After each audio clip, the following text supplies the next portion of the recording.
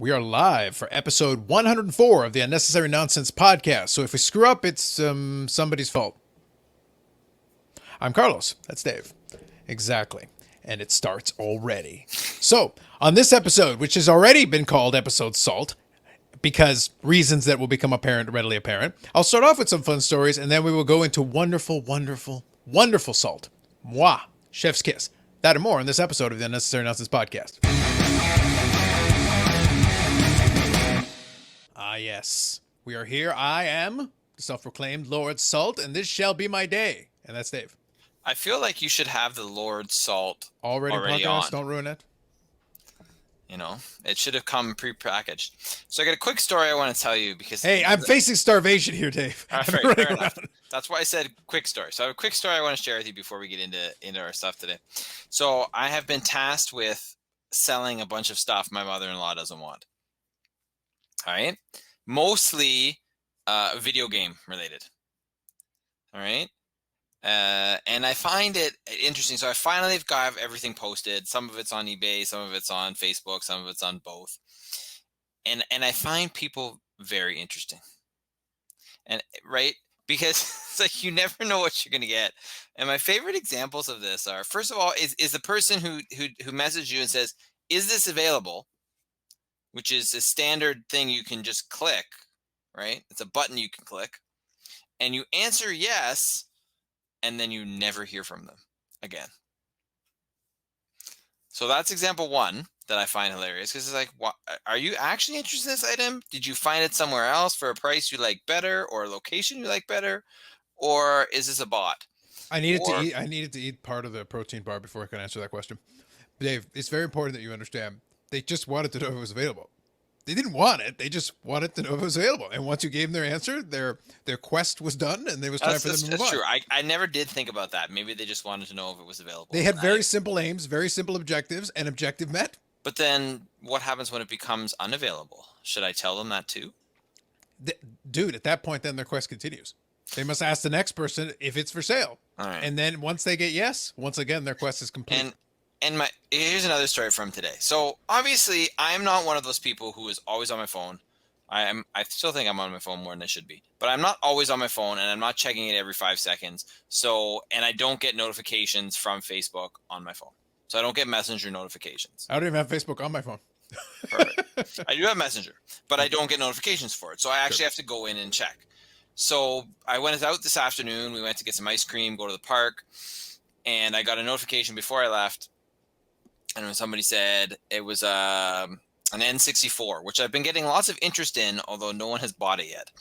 It has no controllers and just a power cord. But apparently it's drawing a lot of interest. So this is your N64? No, it's I was one of my brother-in-laws at the, I'm still perplexed as to why I am the one who tasked with selling these as opposed to them. Okay, gotcha. So this is the N64 you are trying to sell? Yes. Got it. Okay. All right. So a person came on and messaged me and said, "Will you take $30 for this? I can come right now." Mm-hmm. Right? And I was like, well, I've had some interest for hire, so no, I posted for 50 because that seemed reasonable from what I could see and what was out there. Okay. So, all right. So that's what I posted for. So I was like, well, I'm not gonna get back to this right now. I'll deal with it later. I'll message when we get home and whatever. Okay. Mm-hmm. So we're at the park. We're on our way home. We're done with the park. And I was like, all right, just before we leave, George in the stroller, I'm going to check just to see if anything else is there. I look, same person. Okay, 50. Right? Mm-hmm. Like, so I negotiated, apparently, without actually negotiating at all. Yes. Right? So then I said, yeah, it's available. That's fine.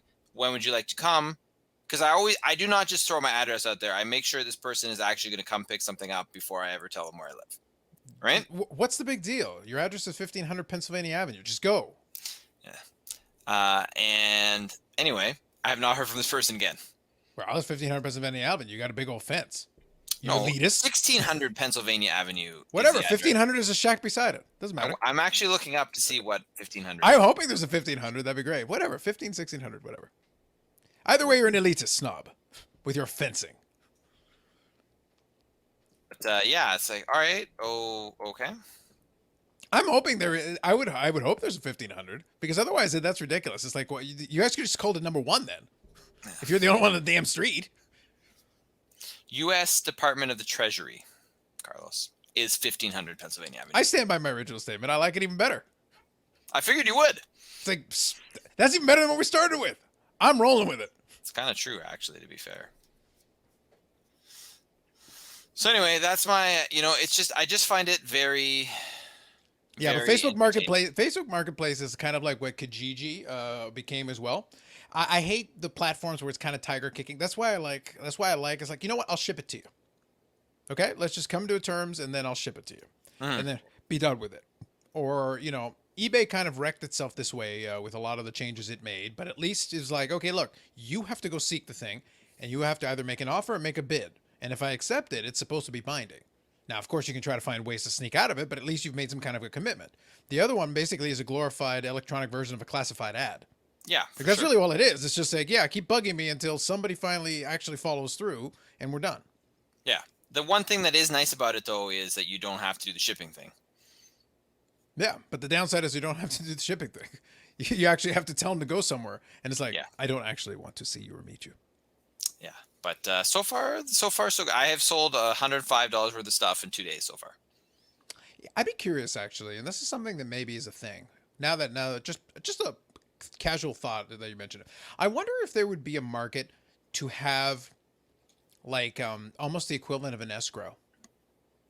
Like almost a Facebook Marketplace escrow. Like basically you leave something there, almost like almost the same way you rent a storage unit, but not like a storage unit.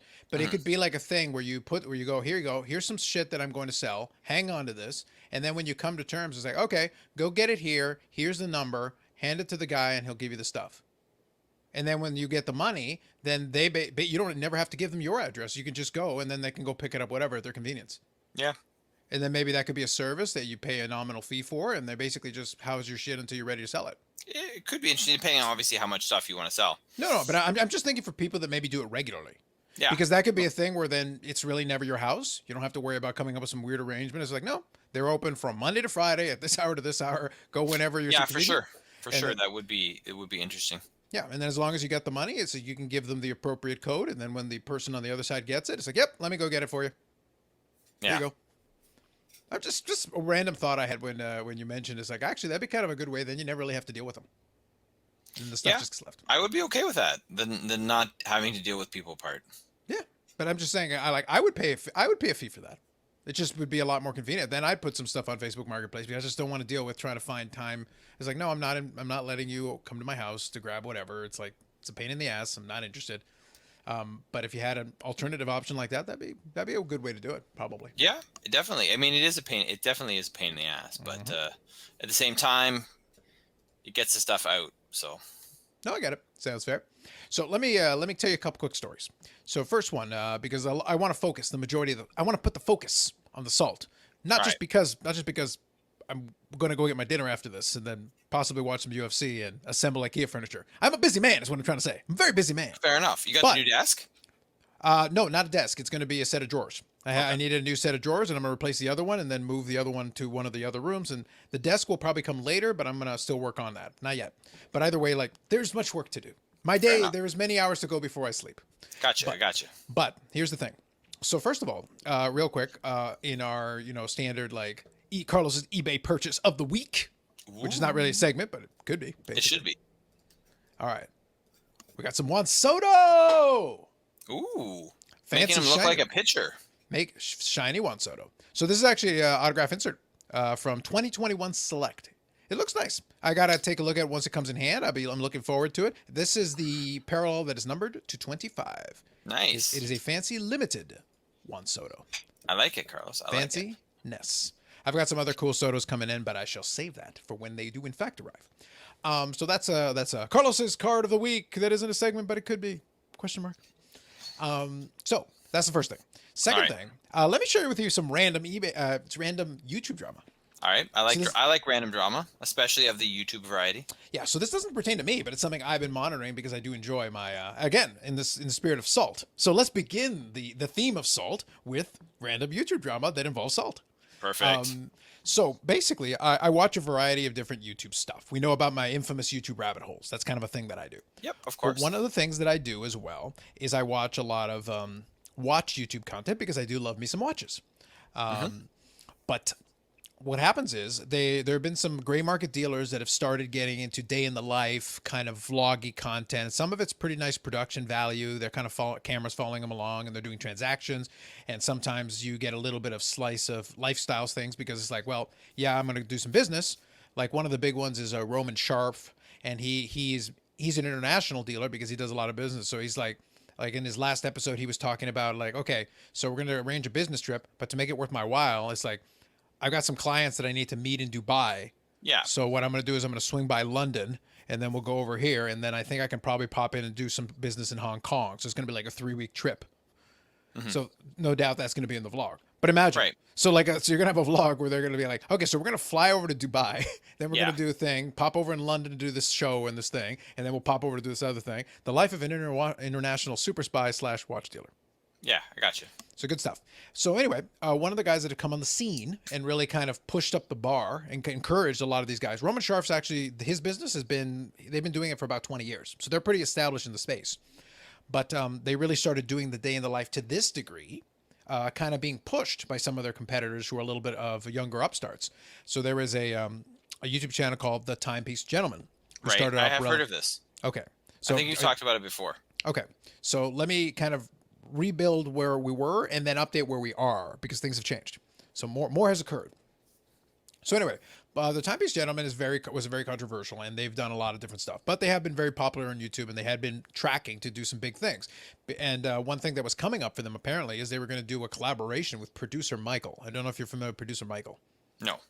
Producer Michael is basically this guy. I don't remember what his actual name is. I have to look it up. But he's actually a guy who is a music producer. He's actually an uber rich guy. Producer Michael. Who is producer Michael? He is Michael something. Michael Blakely. Okay. So, yeah, he's from London, and he actually does rock, pop music, country, and alternative. So he is a music producer. But he's made a lot of money in his career as a music producer, and he's got a YouTube channel where he does a lot of luxury watches. Basically, he buys $100,000 watches just for fun. Because he can. Yeah, because he can. But so that's the producer Michael. But he's obviously become very popular in the space because he can show you a very lavish lifestyle. Okay. Because he's a very eccentric dude who likes really flashy clothes and expensive taste and all.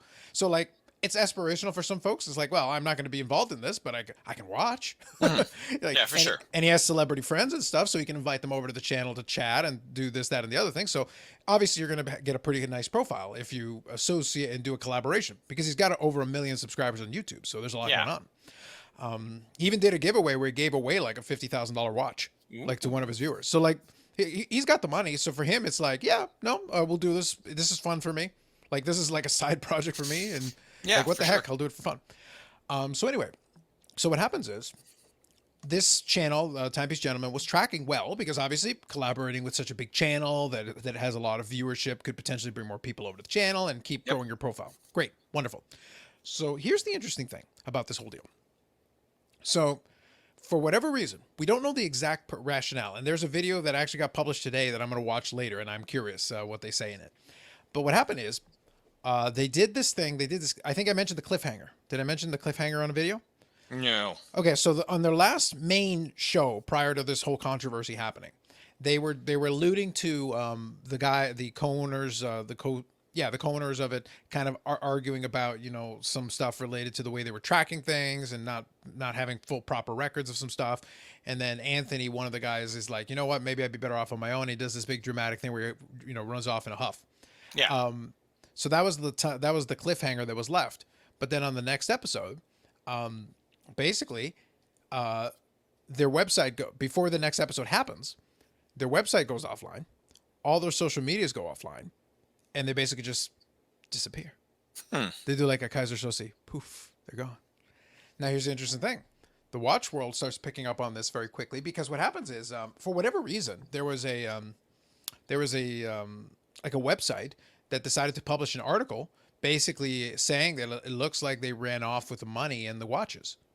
So they just went straight to like, yeah, I guess they just skipped town and ran off with it. But the problem being they have like 10 people on staff who are also kind of all vanished. So it's like, even if you've got a couple $1 million, you're not going to split it like 7 or 8 or 10 ways. It's not a lot of money to skip town for. And a lot of those watches have serial numbers and things like it. It didn't quite make sense. It didn't quite add up. But nobody could get a hold of them. That was part of the mystery. And then when people went to go to the store, it looked like they were gone, and it looked like somebody had tried to scratch off the nameplate from the thing, and nobody could find these guys. So basically, for a week, the YouTube watch world was aflame with with conspiracy theories, and this is what's happening, and this is what's happening, and people did live streams, and all kinds of crazy stuff was going on. And even at one point, Roman Sharf and a couple of other, like, the dealers who are known for YouTube and social media decided to do a live stream to address it as best they could. They're like, we don't know anything, but here's what I can tell you from the last communication I had with thing, because they're basically trying to say, like, we don't know what's going on, we're not in on it. And he's like, as far as I can tell, I don't think he skipped town, because there's some things that don't add up. Yeah. And Roman Sharp, where he was explaining in his portion of it, he goes, here's what I can tell you from my perspective. I haven't been able to reach the guy. I'm trying to reach the guy. The messages go through. It looks like somebody's reading them. And then at the same time, he owed me $100,000 for a watch that they had on, commission or whatever. They're supposed to do it. I got the wire. So if you're skipping town, why did I get my money? Stuff like that. Stuff that didn't seem to match. These things were a little weird. It's like, okay. So a bunch of people came out. Like, a lot of them were just freaked out, because the only reason they even bothered to do the live stream was because they were getting calls and stuff, because they knew they had collaborated, and the watch dealer fraternity is not so big that they don't work with each other, because I'll loan you a watch. Oh, you've got a client for this watch here. Sell it. And if you can sell it, then give me my cut and whatever, blah, blah, blah. Buy it from me at this price, and then you can sell it at that price, and great. Well, if you're going to give somebody a $100,000 watch or a $500,000 watch or $1 million watch, there better be some trust involved. So it means I better be able to reach you. There's a lot involved in that, because otherwise you're not going to give people the expensive merchandise or money or whatever to do business deals, because you're doing a lot of handshake deals basically in this world. So trust is critical. So suddenly vanishing and nobody can reach you is very problematic. And clients were concerned, even for other dealers, because they were like, well, I know you do business with this guy. And it's like, I have consignments with you, and I'm a little bit concerned because they have consignments with their clients. And like, the gray market always has kind of that thing. It's like, well, is it a little bit shady? And like, how does it go? Because it's not like the authorized dealers for Rolex or all these different things. There's a lot of these were businesses that were built up. Basically, they could deal technically with anybody. Yeah. So there's a lot more open to it. So basically, there was a lot of conversation and chatter. Suddenly, like I said, watch YouTube was aflame with videos and stuff. And I was lapping it up. It was glorious. It was wonderful. And some people were really pissed off, because from a dealer perspective, if your clients lose faith in you because somebody else did a thing and it wasn't you, now you're pissed. Yeah, because you're like, it was like, I didn't do anything. Why are you bothering me and worrying about me? It's like, I've been here for 10 years. I've been doing business, and we've been doing business forever. And why are you questioning me now? Because this other guy did. We don't even know what he did. Yeah. Because all they did was vanish. Nobody knows what's going on. Right. So anyway, so what happened is on the Friday. So this all started on the Monday or the Tuesday. On the Friday, a placeholder video appeared on the Timepiece Gentlemen channel, because the YouTube channel never went down. The videos were all still up. So a placeholder appeared where it said Timepiece Gentlemen scandal revealed. So all of a sudden you've got this placeholder video that is going to suddenly appear and drop on Tuesday. Okay. So almost a full week after the thing started. So here's what happens. The video airs. And in the video, they basically do this sanctimonious thing where they're like, well, we decided they're saying like, oh, we were doing like this experiment where we thought it would be this interesting idea to like get publicity and draw some attention to some charities we wanted to work with and stuff like that and all this stuff. And then they showed them throughout the week at a conference table talking over different aspects of it. He was talking to one of his lawyers to have him release certain things. And he goes, so what I want you to do is I want you to take a picture of me, and I'm going to appear in this restaurant in the Dallas area, because that's where they are. Take a grainy photo of me and send it over anonymously to this website that's reporting the stuff and let him keep making videos. Basically, he kept lapping up the publicity. He kept playing up, but then he would also like message Roman, like call him. And then Roman would see him like on his thing, and he picks up. And as soon as he picks up, he hangs up on him. Right. Basically be like, I'm here. I just called you, but I'm not going to talk to you. So I'm not telling you what's going on, but I'm trying to send you a message that I'm around. Right. But and they shows them watching the live stream where the watch dealers are on there freaking out, and he's calling him and doing all this stuff. And they're like sitting there cackling. So they look terrible in this, because they're basically screwing over with business partners as well. Even though they're trying to play it like this charity thing. And by the way, they show them doing some charity stuff, but it's like not exactly the best way to promote yourself if you're trying to do. because people started speculating, like, okay, so is it a publicity stunt? It feels like, It but just screams of pretentiousness. it does, and we'll get to pretentiousness in a bit. But the thing is that, regardless of how you want to play it, if it's a publicity stunt, yes, you are getting people's attention. Yes, they are talking about you. But sometimes you're in a trust business, though. Why would anybody trust you? You basically just vanished without saying anything. You didn't tell even the people in the inner circle of watch stealers who basically have to trust you. You kind of put them in this weird position where they haven't answered questions they can't answer because they don't know what's going on. Yeah, it's interesting. It's a very strange business strategy. Let's put it that way. It's a very strange business strategy if you intend to continue to be in business going forward. Regardless of how you want to spin it, or if you want to try to claim it's a charity thing or whatever, or trying to get it. It was a PR stunt, but it was also a PR stunt. Like, what's the aim? What's the goal at the end of the PR stunt? You need to have won something, either get tons of views on your video or whatever to justify what you did. In the end, they didn't do anything. They didn't steal money. They didn't steal watches. They didn't do whatever. But they made people. They let their imaginations run wild without giving anybody a hint as to what they were doing. So the end result was they released this video, and immediately they got destroyed for it. And obviously, then Watch YouTube was aflame again. It's like time is so now more days of that. So within a couple of days, they got so many thumbs down, they were getting so demolished on it, they actually took down the video. And some of the other dealers have had to since make responses to that video, and Roman Sharf did it. Now Roman Sharf is a Russian guy. And if you've seen him with like his beard and everything, he's like an old school looking Russian guy. So the running joke is almost like, are we sure he's not in the Russian mob? Because he looks like he fits the part. But he also looks like a dude and he did a 3-minute response just explaining, and he basically tried to keep it as clean as possible. He basically said, I'm very disappointed in what he did. I can't condone anything he did. I'm not saying that I won't do business with him again, but there's going to have to be some very serious discussions they're going to have, because he had to do this video while his family was on vacation. Right. So needless to say, none of these guys are uber pleased. They're not happy, because they basically had to deal with that for over a week to find out. They suspected it was a PR stunt, but in the end, the PR stunt was like, that's it? That's all you did this for? Just this attempt at a grandiose gesture for what? Yeah. So they're not thrilled. Yeah, so they're not thrilled. So anyway, so the video got pulled down, and obviously, as the video got pulled down, that led to Watch YouTube being aflame with more discussion about it. It's wonderful. This seems to be a theme, Carlos. It does seem to be a theme. It's wonderful. Listen, some people got some serious traction making videos about the Timepiece Gentlemen. What's going on with Timepiece Gentlemen? What has happened with Timepiece? What I think happened with Timepiece Gentlemen. And some YouTubers here probably have like 10 videos on Timepiece Gentlemen and multiple live streams. And there was a live stream on today about it. So anyway, it was a lot. So anyway, bottom line, 47 minutes ago, as I speak to you right now, on the Timepiece Gentlemen YouTube channel, I'm so sorry, a message to my followers, the watch industry, and friends and family. So the apology video has been released and dropped on the Timepiece Gentlemen channel. Things we could have predicted, right? Like, in accordance with the prophecy. Pretty much feels like every single, part of this was kind of predictable. Absolutely. But Dave, do you understand, like, in the spirit of the show of salt, why I would give you this story? There's so many layers. It was over many days. It was many, many videos. There was a lot of discussion, live streams. It was like, I was sitting there. It's like, I'm sitting there like that meme with the guy eating the popcorn. It's like, I'm here for all of this. Feed it into my veins. I had a good time. For sure. I had a good time. I look forward to the apology video. Oh, I have it. I have it right here. And I will be watching it. Oh, yes. It shall be glorious. Will you eat it watching popcorn? Will you watch it eating popcorn? No, I have dinner to eat. I'll probably watch while I'm eating my dinner.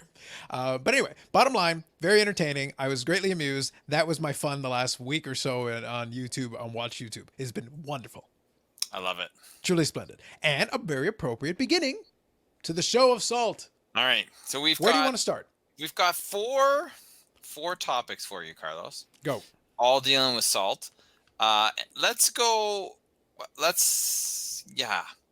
start with this one. We'll kind of ease into it with this story, right? So we have some XFL news, Carlos. Because as you know, we love our defunct football leagues on this program. Yeah, man. We've talked about the CFL so much. It's crazy. So basically, we know that the CFL and the XFL, because we talked about it in this program, we're in informal talks For what? We're not really sure, but some kind of formal talks. That's right. Well, Carlos, they're done talking. They are. All right. They are done talking. And they have said basically, I guess there may have been talk about a merger as part of these talks, because the CFL has basically come out and said there will be no merger. This is not going to happen. Mm-hmm. And we've ended. The talks were productive and useful, but they're ended. Mm-hmm. So nothing really came out of the talks. Right. Fantastic. Big waste of time, sounds like. However, this is the part that is interesting to me. And here's the salt that I want to pour on the XFL. Mm-hmm. Right. So the CFL is started training camp today. Their training camp started today. So they're going to play this year. Things look as good as they ever do for the CFL. Let's put it that way. But the XFL has now pushed their season back, the next season, to 2023. All right. So originally they were going to come back in 2022. That was the plan. That's what The Rock told the people. Mm-hmm. And now they've pushed it back to 2023. My question to you, Carlos, is anyone going to care in 2023 about the XFL, and should they? No and no. No, well, let me be fair about this. There will be some that will care, yes. But here's an interesting thing. So two things. Number one, I like to think in my version, in my canon, I like to think that what happened is it fell through because Anthony from the Timepiece Gentlemen couldn't get the deal done in time. And this was all an elaborate ruse to hide the fact that the Timepiece Gentlemen was going to sponsor the CFL. I like and it. once again, the like CFL ruined more things. But at least YouTube, Watch Twitter was ablaze. Okay, moving on. If we didn't already call this the episode of Salt, I feel like a flame would have been the appropriate title. I could still maybe get it. Well, let's workshop this a little bit by the end of the episode. Who knows? Okay. Either way, all right. I was just feeling it. I was feeling it. Oh, it's good, man. It's good. Okay, so here's the thing. Don't worry. When we get to the last topic we're going to talk about tonight, there will be flames. Don't worry. I can only hope. But anyway, so the thing is that jerking them around a little bit. But the thing is that I didn't see the path forward for the XFL without really having something figured out. But the thing is, the CFL walks away from this. They did annoy some of their contingent that didn't want a part of any merger or anything, didn't want to change the rules or do all that, and that's cool. But then the CFL is back in the place it always is. I'll touch on the XFL again in a second, but the CFL is back in the place it always is. The product isn't different. It's not going to change. So the product has struggled and couldn't run without an audience, and they're going to run this and try to do some stuff. I'm sitting there like, again, maybe The Rock is not as petty as I am. Maybe he should be. And if I could teach him and coach him properly, what I would do if I was The Rock, I would find some way to get the bell and be like, it would be good if you drop the CFL and just killed their TV. I'll let you run a bunch of my movies instead. Just do that. just screw them over. And then, all right, CFL, you got no fans in the stands and you got no TV. So what are you planning on paying anybody with? Yeah. Were you hoping the Safeway ads were going to carry you? Is that your plan? Safeway for the win, Carlos. Yeah, exactly. That's all you got going for you. But the XFL, I don't understand what the impetus is to try again. This would be the third time. What's the point? I didn't understand when The Rock was involved. Because The Rock wants to give people the chance that he didn't have. I still don't buy it. I still think he just gave Vince. I think he did Vince McMahon a solid and let him get out of it with a couple of bucks in his pocket. Like, honestly, I think they just gave Vince McMahon a couple of bucks, and it's probably Vince McMahon's money. He's just like, can you just do this so I can pretend that I'm divesting of myself of it? Yeah, sure, bro. Oh, sure. Yeah. Great. It's possible. Yeah. I'm still like... The amount of shady shit that guy's done, this being Vince McMahon, would not shock me in the least. And that would be like a 2 out of 10 on the shady scale for Vince McMahon. So it's not like that would be the craziest thing he'd be involved in. True. Yeah, like I still don't believe that purchase was legitimate. I don't believe there was any actual plan to do anything with it. And you might as well make it 2033. It's not going to make any difference. There was room. There were multiple opportunities, legitimate opportunities for a summer football league to go, but the people had to be serious. The AAF didn't have the business plan, the long-term financing ready to go. If the AAF had the financing, they would have been fine. Yes. You know what? Honestly, I feel if they had enough money up front to get through season 1, they would have been okay. Yeah, probably. And the product was good. Like, I mean, it wasn't the NFL, but it was good football. It was entertaining. You had some good storylines. You were forming some stars. Yeah. Right? Like, everything about that league was great, except for the fact that they couldn't pay their bills and they hadn't figured that out ahead of time. That's right. And then Tom Dundon is a douchebag. Correct. But the problem was that when you do that, and I alluded to it at the time, and I'm going to reiterate it one more time. Every time somebody tries that and fails, it hurts the premise. It's not the individual league. When the AAF failed because they screwed up the financing piece, that was like strike one. When the XFL came after, okay, you had the advantage of learning from that experience. Vince McMahon technically had more than enough money. They could have run it for multiple seasons. He chose to pull the plug on it without finishing the season. Well, that's strike two. You didn't have to do that. You could have finished. You could have if you had been determined. But COVID, Carlos. Like Vince cares about COVID. He ran the wrestling show the whole time. He doesn't care about COVID. If he had been determined to finish the season and they had at least gotten to the championship and awarded a champion, they could have then reevaluated for season two. But they had the TV, they had the basics down. He just needed to eat the loss for the season, finish what he started, sell a couple extra shirts and hats, try to offset it a little bit with that, and then reevaluate and see what happens for season two. But you needed to get to the end of the line. Yeah. You needed to at least prove that you were willing to go. And maybe you can get some other partners to come in and chip in a couple of bucks. That's possible as well. And I mean, anytime you push a league now further down the road, you have the chance that someone comes in before you and does better. But the thing is, even if figures it out, right? Yeah, even if somebody tries to do better, the market has been told repeatedly this doesn't work. That's true. The narrative has been reinforced. This would be the third try for the XFL. The XFL is already a failed brand. They have successfully failed. Twice. Yeah, in spectacular fashion. The first time they finished one season and then pulled the plug before getting to season two. The second time they couldn't even do that. And I felt like the second time, sadly, they seemed better equipped to do it. That's what made the whole thing a joke, is that, like, guys, it was a much better presentation. It felt like proper football. There was a lot of good going with it, as much as I like making fun of it, and I did. But there was a lot more going for it. There was more pieces that you could work with. You could have still made this work. Pulling it back another season, you're going to have the USFL thing, which is sort of a thing, but sort of, it's just there. Again, the failed brand. Like, how many failed brands do you guys want? Yeah, exactly. Like, I don't understand what the point is. Like, does somebody want to go and do ABA too? Like, yeah, sure, let's do the ABA again. Why not? Now, the ABA, by the way, ended in a merger, so that's fine. That's great. Or let's do the WHA again. That ended in a merger too, but what the hell? Try the W. You come up with your own thing. At least the AAF, again, the acronym could have used some more, but the Alliance, okay, that's reasonable marketing wise. At least it felt a little different. It was something. And it did have some grassroots support the first time. The XFL has a little bit of grassroots support. Like, I felt like I saw content. There are YouTubers who are still doing the XFL branding thing. They're still, like, supporting the concept of the XFL without a product to support. Yeah. So bless them for hanging in there, but it's like, I don't know what they're going to do for another year. And reality, here's the great irony of this. So bringing this back around. Don't forget, the CFL had tried to make some inroads in the US by being on ESPN3 and doing the streaming thing. Is those big numbers? No, but for the CFL, anything additional is good. Any additional eyeballs is good.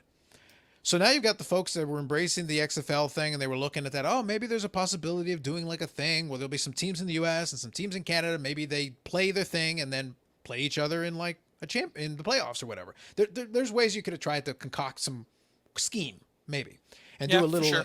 Yeah, you could have tried to do some stuff. But now that this thing got done and the CFL kind of stringed them along a little bit, and now nothing's going to happen with it. Well, some of those folks are going to be alienated, and they're going to be like, all right, screw the CFL then. Yeah, I hear you.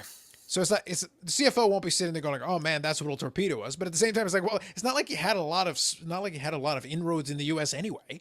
Yeah. Like, whatever little bit you could have gotten out of it would have been an improvement. Because, by the way, Canada, there was a segment on Sportsnet where they were saying, it's like, okay, so this fell through. You guys are all happy. And basically he was making this point. He goes, so then are Canadians now going to support the CFL? Because you didn't really care that much before. Yeah, no, it's fair. Because the reason they're in this, the reason they were in the Straits, why they were even willing to entertain this, was because they couldn't carry themselves on their own. They have not been able to do it. They get the TV numbers. That does not translate into butts in the seat and does not translate into enough revenue for these teams to be profitable. Toronto is not profitable. They are not. Vancouver is really not profitable. They're not. So, by the way, two of the biggest cities in Canada, did I just name them? Mm-hmm. That doesn't seem good. And by the way, if Montreal keeps sucking, you think they're going to draw? Montreal's fair weather. We'll get to Montreal in a minute. But Montreal will ditch those fools like a bad habit if they don't get better. Montreal came out of the gates, the Alouettes, when they came back, they were perennial contenders. They were good. They were real good. They didn't win every time, but they at least were consistently in the conversation. They had shot after shot, and they did win some championships. So they have some hardware to show for this. But since then, since Anthony Calvillo died, I don't think he actually died, but since he died, then what have they gotten? A grand total of bupkis. Nada. Well, what do you think happens? Yeah, Montreal is, it's nice and everything. What do you think happens if they don't win for a while longer? Yeah. Doesn't seem great. So what happens if you have a money loser in Toronto, a money loser in Montreal, that's another big city in Canada, and BC and Vancouver can't get its act together? Well, congratulations. You've got your city. Oh, but we'll set up a thing in Atlanta. Great. Another small market that's irrelevant. Awesome. I guess that's the CFL. It's like CFL Carlos, for this life. is supposed to be salt on the XFL, not salt on the CFL. Oh, the CFL is so much easier to give salt to. So much easier. Like I am Lord Salt. I am not called Lord Salt for nothing. All right, fair enough. All right, so we're done with this one? Yeah. All right, let's go to this, and I'll go to the second sort of this. That was supposed to be small too, so we'll see how this one. But this is not supposed to be a long one. Yeah. So, something happened last week, Carlos, which I know you watched. Malachi Black, former Alistair Black, made his debut in AEW. That is correct. What is notable about this, and this is the thing that I found very interesting, and here's where the salt comes from, because I'm very curious to know who is responsible for this and who the salt should be poured on directly. But there was chatter out there when this happened that, wait a minute, his 90 days from being released from WWE are not up. Cool. So traditionally, and it's standard practice with WWE, that after you're fired or let go or whatever you want to say, there is a 90-day no-compete clause, meaning you cannot move to a competitor within 90 days. Yes. Right? After that, you can go wherever you want, but you have to wait the 3 months. Well, people were like, wait a minute, Alistair Black did not, or Malachi Black, whatever the hell you want to call him now, Tom, because that's his real name. Why is he not waiting 90 days? Well, because NXT only has a 30-day no-compete clause. Yes. Now you say, hang on, wait a minute. He's not in NXT, which is correct. So what happened was somebody didn't do the paperwork when he moved from NXT to the main roster, so he was allowed to move on in 30 days. Yep. Salt. Okay. I thought that was hilarious. It was. So I did hear about that. I am familiar with it. But do you want me to add a little more? Of course. You are Lord Salt. Yeah, there is more. So here's the thing. That is 100% true. His NXT contract had the 30-day stipulation on it. Normally, when they go to the main roster, they get bumped up to a 90-day clause. They never did it. But so that was a fundamental screw up there in the administrative department of WWE, because they are a well-oiled machine, as you well know. Yes. But wait, there's more. So here's the thing.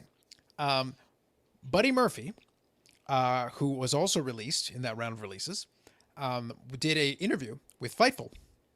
And in the interview with Fightful, he gave another little piece of the puzzle that people didn't know necessarily.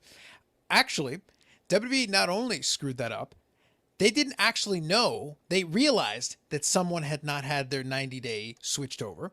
They didn't actually know who it was. They called Buddy Murphy thinking he was the one that they had not switched over to 90 days.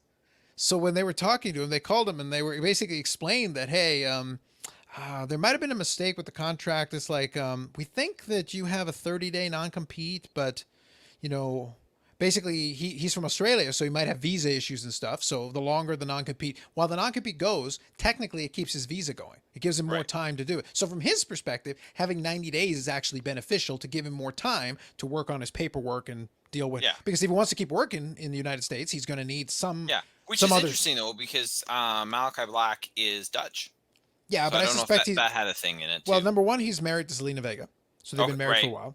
And number two, probably that was resolved for him a while ago. Yeah. Yeah. Fair enough. Fair enough. Yeah. Correct. You are correct. Yeah. I think he's okay. But when they were talking to him, Buddy Murphy, basically they thought that he was the one, and they alluded to that. And basically it was like, well, no, my last day on the thing. He basically told him, he goes, oh, my last day on the thing is like the end of August, and they're like, and then he said, it's like the person on the other end of the line went from like panicked to relieved. And then they finished the conversation and then hung up.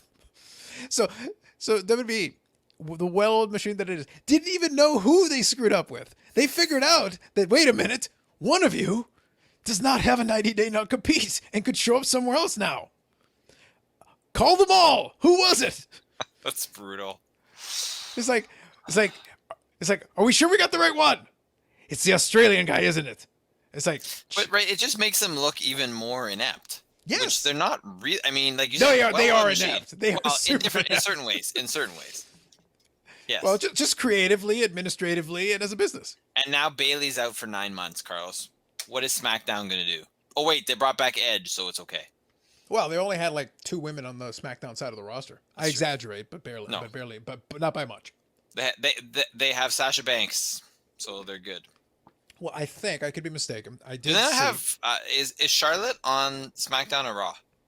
Raw. She was feuding with Rhea Ripley. Right. I believe, I haven't checked on it yet, but I saw the little thumbnails and stuff. I believe they brought in Shotzi Blackheart and Tegan Nox to SmackDown. So I think their answer was to bring up some NXT call-ups to try to start filling some slots. And apparently, I believe, I saw like a clip somewhere. I have to confirm. I have to look. There might be like a coming soon kind of thing for Tony Storm. Okay. So they might be like, all right, grab some people from NXT. Here you go. That'll fix it. Question mark. Yeah, something like that. Yeah. The reality is like they may as well just, in all seriousness, I don't watch WWE at this point, like at all. Because I just don't care. It's just not a good product to watch. It sucks. And I can't mince my words about it. It sucks to watch. If you're going to bother, just merge the women's divisions. Just have one women's division. You can have the champion roam from back and forth between both brands, and you can have women on both brands, but maybe she feuds with one in this brand and one in this brand, and then you can have them feud with each other. Storylines, right? Yeah, and then if you want, you can have some tag teams and stuff, because at least there'll be enough women on the roster to be able to like have a couple of cohesive feuds, possibly. The SmackDown roster was so depleted, like literally, you could probably like pair 2 women together, and it's like, actually, you're the entire roster. So you're feuding with each other forever. Yeah.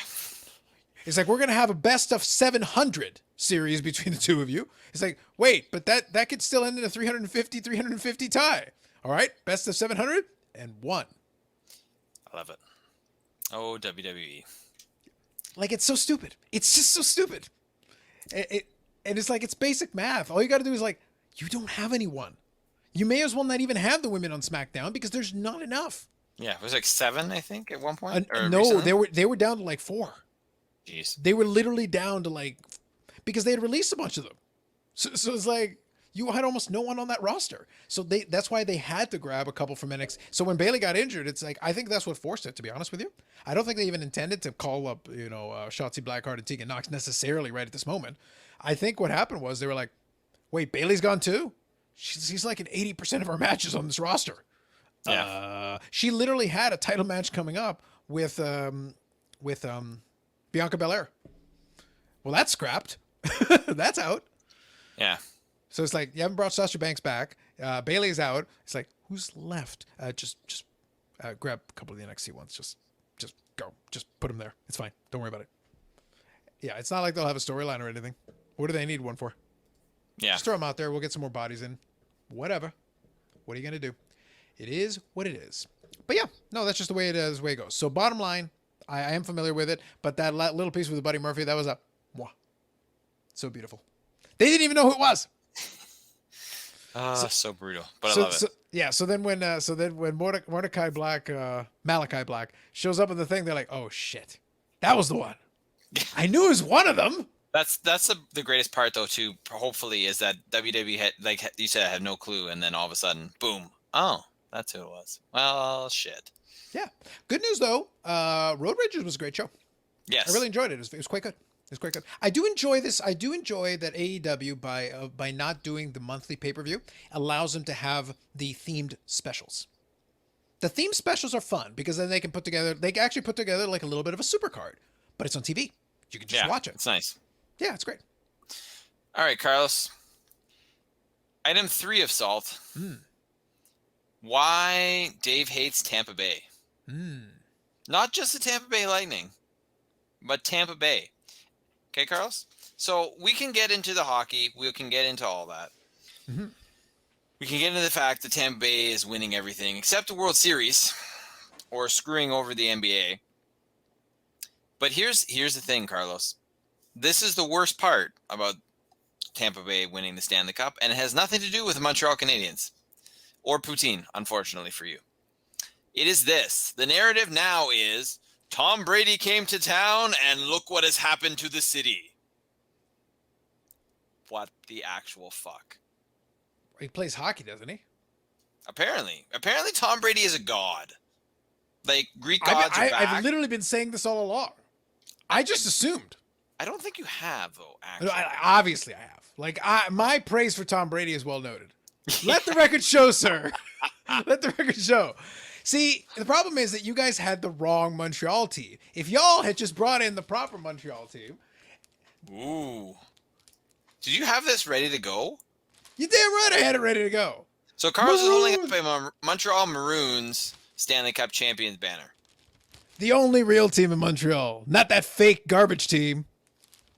Which is interesting because back in the day, the Canadiens were the French team and the Maroons were the English team in Montreal. And as the great Al Bundy once said, it is wrong to be French. What are the years? 1926 and 1935? Yeah, man. They were a victim of the Great Depression. They actually were doing quite well. Like they were Stanley Cup champions in 1935. But then not long after the Great Depression really got underway, they were like, yeah, that's unfortunate. But they were good for. Look, here's the thing. The million jokes aside, and the prop is so beautiful for this. So yes, beautiful. It was. I appreciate that. I do. But the thing is, I think it would have been very interesting to see what history would have done. I think there is a world in which, because there is the strong Anglophone population in Montreal, there is a universe in which both teams could have existed. That would have been fascinating. Especially with the way Canadian hockey went, if they had been able to somehow keep the team around and you had two teams in Montreal. Yeah. Would have been interesting. Nothing else. And then imagine if they had tried to stick the team in Quebec City. All right, so we got 3 teams in Quebec. Yeah. Oh, boy. What are you going to do? Hey. Yeah, no, fair enough. There you go. Montreal Maroons, the real team in Montreal. But yes, the failure of your ridiculous poutine eating team. The reality is, like I said, you have doomed us to just accepting our Lord and Savior, Tom Brady. Yeah, please. It's just, you know what I mean? That's the thing. Like, here's the thing. Montreal was an inferior team in the Stanley Cup final. Tampa Bay was a better team. They played like the better team pretty much the entire series. There were a couple of periods, couple of moments where Montreal played better. They did win one game, and, you know, which, of course, Montreal fans celebrated like they won the cup. And then, was it Kucherov that went off on it? Yeah, in his post-game press conference? As he should have, because it was eminently mockable. Oh, that was mockable, as was his post-game press conference, where apparently he was sniffing the whole time and was clearly under the influence of something. As you do. You know, and shirtless. Let's not forget shirtless. Well, all he's doing is emulating Lord and Savior Tom Brady. Did you not see him at the boat party? Tom Brady was about to fall over 14 times. He had to be like propped up. No, because I don't pay attention to Tom Brady because I can't stand that man. But he was a meme. They had pictures of Tom Brady. Look, he was about to keel over. If he had retired after, 5 Super Bowls, I probably would. It's like, okay, fine. But Dave, now it's just like he has to win 5. He has to win 5 Super Bowls. I argue this is like I congratulated him on a live stream not this very week. I said to him, "It's like, hey, you know what? Congratulations to this man. He went to Tampa Bay. He had a team that was already loaded for bear. It should have been the young go King Jameis carrying them to victory, but instead the old man showed up and almost tried to ruin it multiple times. But congratulations to him. He finally won the big one. He now has 1 Super Bowl. He is 1 behind Peyton Manning. He's almost there, you guys. Sorry, you're not. So you're not counting any of the New England. Are you just? What are you doing about the New England championships then? There's New England now. All right, but anyway, it honestly nothing New England did counts. Give me a break. It should make people feel all the more appreciative of the Los Angeles Dodgers for beating. Now they were the superior team, and they won. I was about to say they were a little better than Tampa. But imagine if Tampa Bay had won that series, Carlos. Just how much worse it would all be, right? Well, Tom Brady comes to town and wins, and giving more people ammunition for this never-ending GOAT shit. So that happens. Okay, the first Tampa Bay Lightning Cup, like last year in the bubble, like I don't care, whatever, Fine, you can have that one. All right. But then the second one, screw you and your over the cap team and your loophole. Mm-hmm. Okay, so fuck you for that. Right. Also, fuck the city of Tampa Bay for screwing over the Raptors this year. Right. I'm just going to go with that because it probably would have been just the same story no matter where they played in the U.S. But I'm going to go with screw you Tampa Bay because that's where they played their home games. I just appreciate that you're feuding with another piece of geography. And I always enjoy when you feud with geography. Okay, you know what? Hold on a second, Carlos. I would like you to say something about the Stanley Cup while I do a quick check on something.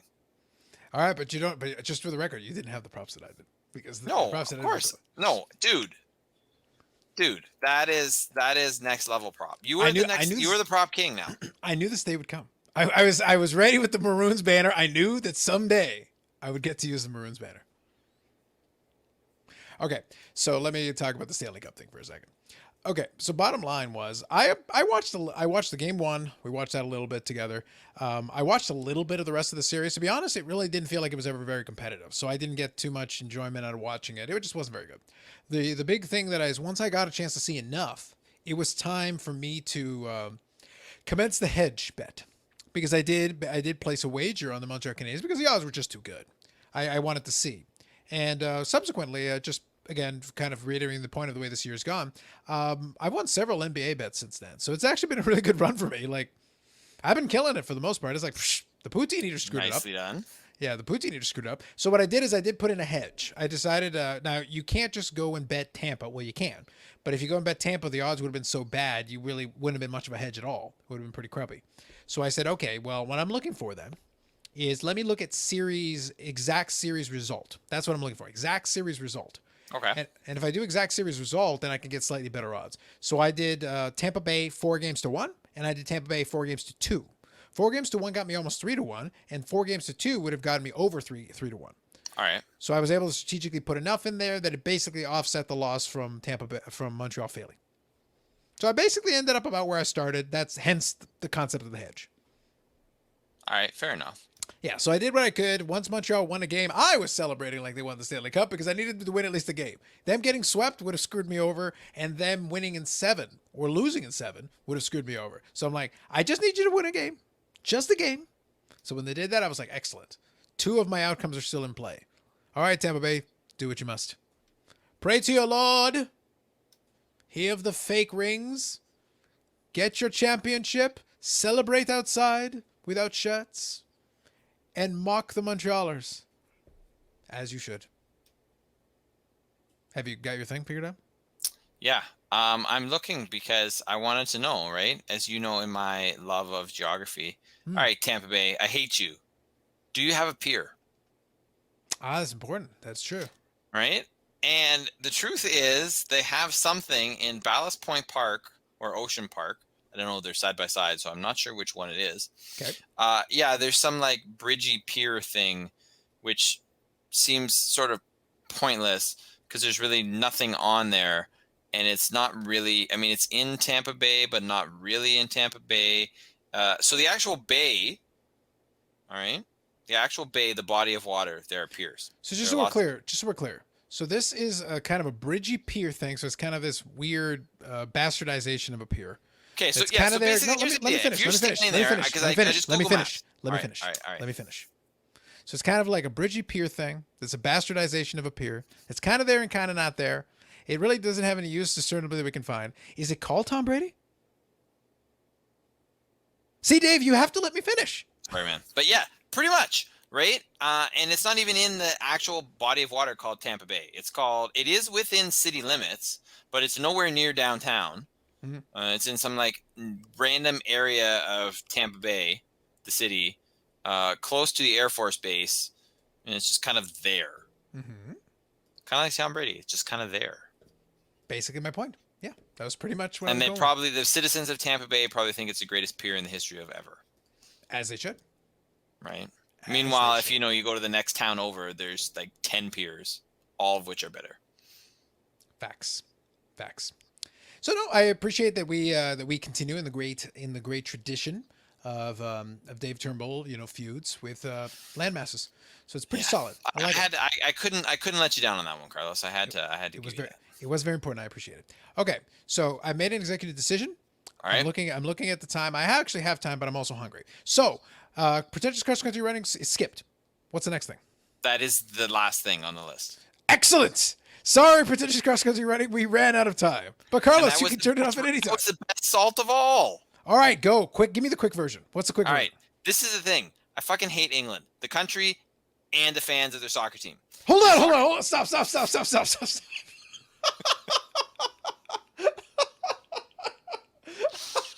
Okay, out of disdain and wanting to speed it along, I didn't even bother rolling Neymar. I'm just like, all right, fuck it, go get on with it. And you're like, we just finished with you feuding with Tampa Bay, and now you're taking on England, the country.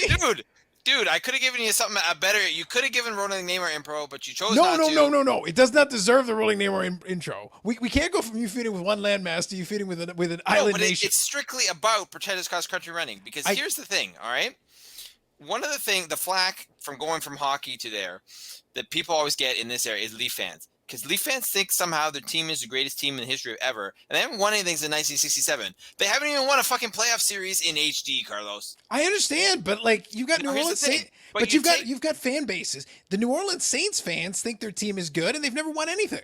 Oh, shut up. So England is playing in the final of the Euros tomorrow. And they're playing Italy. That's right. All right. England have to be the worst fans. Sorry, let me not the worst fans. The most annoying soccer fans that exist, right?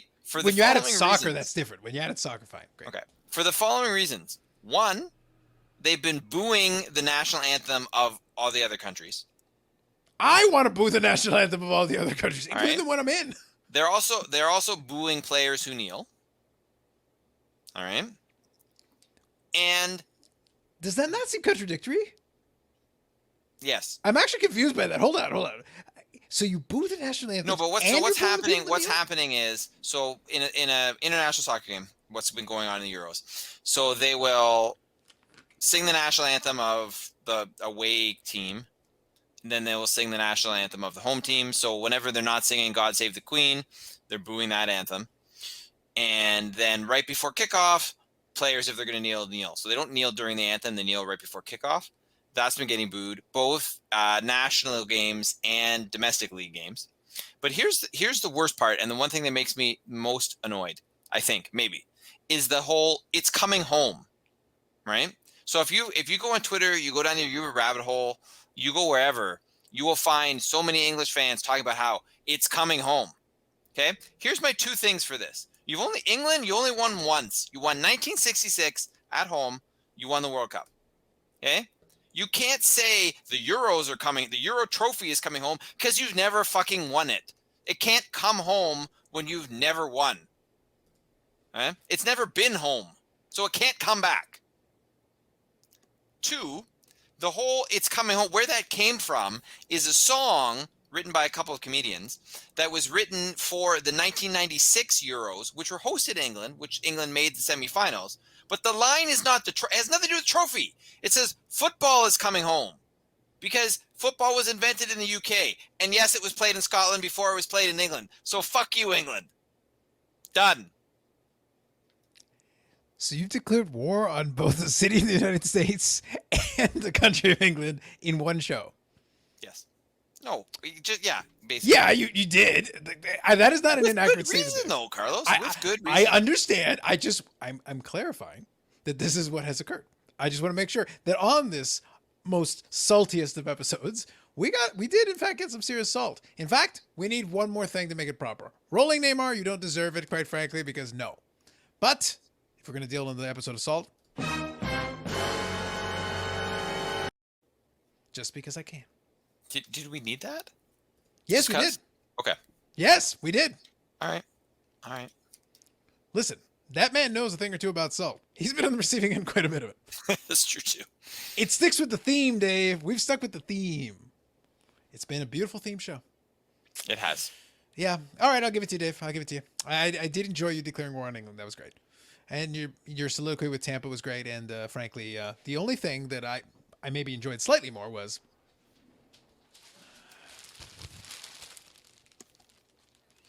The Montreal Maroons banner. That is key. This episode has it all. It's had salt.